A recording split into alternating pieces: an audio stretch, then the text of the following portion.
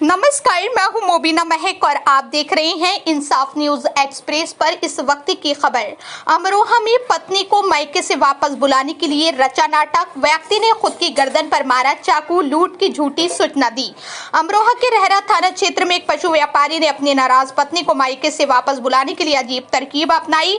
उसने खुद को चाकू से घायल कर लूट की झूठी सूचना दी। पुलिस ने आरोपी को गिरफ्तार कर लिया है। एडिशनल एसपी अखिलेश भदौड़िया ने बताया कि यह घटना 16 जुलाई की रात बारावली गांव में हर्द आरोपी अमरोहा के रहरा थाना क्षेत्र में एक पशु व्यापारी ने अपनी नाराज पत्नी को मायके से वापस बुलाने के लिए अजीब तरकीब अपनाई। उसने खुद को चाकू से घायल कर लूट की झूठी सूचना दी। पुलिस ने आरोपी को गिरफ्तार कर लिया है। एडिशनल एसपी अखिलेश भदौड़िया ने बताया कि यह घटना 16 जुलाई की रात बुरावली गांव में हुई।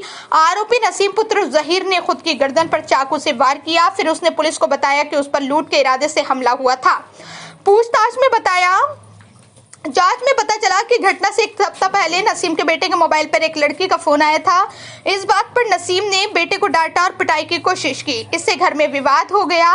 नसीम की पत्नी अपने भाई के साथ गजराला स्थित मायके चली गई। बेटा भी काम के लिए घर छोड़कर चला गया।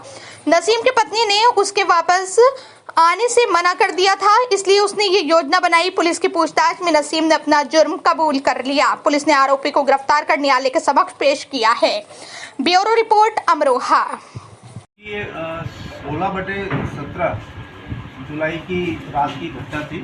थाना रहरा में ग्राम बुरावली में सूचना प्राप्त हुई थी कि गांव के रहने वाले नसीम सनोफ जरीफ, इनके गले पर एक इंजरी थी और इनके बच्चों के द्वारा वहाँ ये बताया गया था कि घर में कुछ लोग आए थे और इनके बक्से से 5,000 रुपये निकाल के ले गए थे। इस संबंध में ये जो मजरूफ थे नसीम, इनकी मां की ओर से थाना रहरा पर एक लिखित तहरीर दी गई थी, जिसमें एक अभियोग 309(6) BNS के अंतर्गत दर्ज किया गया था। इसमें मौके पर पूछताछ के पश्चात हम लोग को काफ़ी गहराई से हम लोगों ने इसमें जानकारी की। इनके परिजनों से भी इसमें वार्ता की गई, इनके फ़ोन कॉल्स को भी निकाला गया।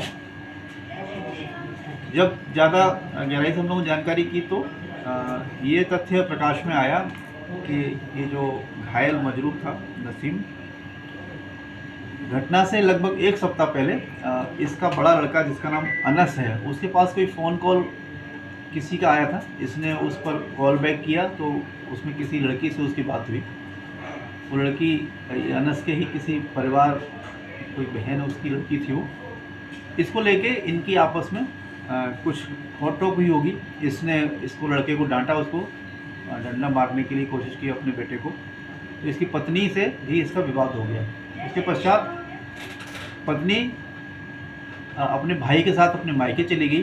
इसका लड़का भी यहाँ से, जो राजस्थान में कहीं काम करता है, वहाँ चला गया और ये पत्नी ने इसके घर आने से, वापस आने से इनकार कर दिया। इसने ये प्लान बनाया कि इस तरह से मैं पत्नी को वापस ला पाऊँगा। इसने ऐसा बताया कि इसीलिए इसने एक घर में कोई चाकू था इसके पास, इसने अपने गले पर एक चोट का निशान बना के ये घटना की। इसने स्वयं इस बात को एक्सेप्ट किया है। इसका कहना है कि डरवश इन्होंने उस घटना को लूट की घटना के रूप में बता दिया था। इसमें वास्तविकता यही है और इनके द्वारा इसको स्वीकार किया गया है। इसी क्रम में हम लोग इस विवेचना का जो भी अग्रिम निस्तारण होगा वो पुलिस के द्वारा किया जाएगा। ठीक।